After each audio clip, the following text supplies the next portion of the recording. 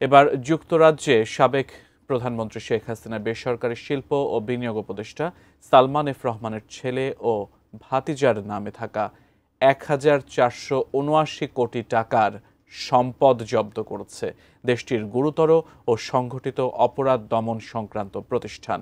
আইন অনুযায়ী এই সম্পদ তারা বিক্রি করতে পারবেন না। এভাবেই জব্দ হতে যাচ্ছে কি বিভিন্ন দেশে পাচারকৃত সকল সম্পদ। বিস্তারিত ডেস্ক রিপোর্টে।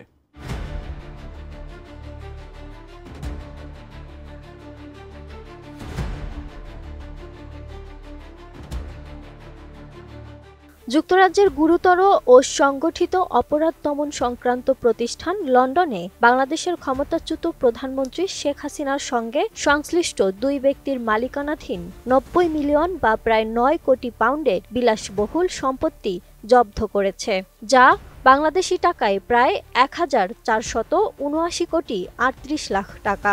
আর সেই দুই ব্যক্তি হলেন আওয়ামী লীগ আমলের সবচেয়ে প্রভাবশালী ব্যক্তি সালমান এফ রহমানের পুত্র শায়ান ও ভাতিজা আহমেদ শাহরিয়ার।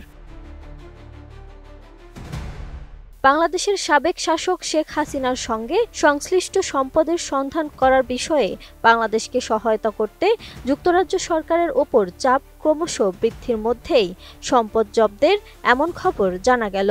সরকারি নথিপত্র ঘেঁটে জানা গেছে, যুক্তরাজ্যের ন্যাশনাল ক্রাইম এজেন্সি এনসিএ সম্পদ জব্দের মোট ৯টি আদেশ পেয়েছে। জব্দের আদেশ অনুযায়ী সালমান এফ রহমানের পুত্র আহমেদ শায়ান এফ রহমান ও শায়ানের চাচাতো ভাই আহমেদ শাহরিয়ার রহমান লন্ডনে তাদের সম্পদ বিক্রি করতে পারবেন না। এর মধ্যে লন্ডনের গ্রসভেনর স্কয়ারের অ্যাপার্টমেন্টও রয়েছে। বাংলাদেশের সাবেক প্রধানমন্ত্রী শেখ হাসিনার ঘনিষ্ঠ ব্যক্তিদের যুক্তরাজ্যে থাকা সম্পদ নিয়ে গার্ডিয়ানের অনুসন্ধানে শায়ান ও শাহরিয়ার এই দুজনের নাম রয়েছে।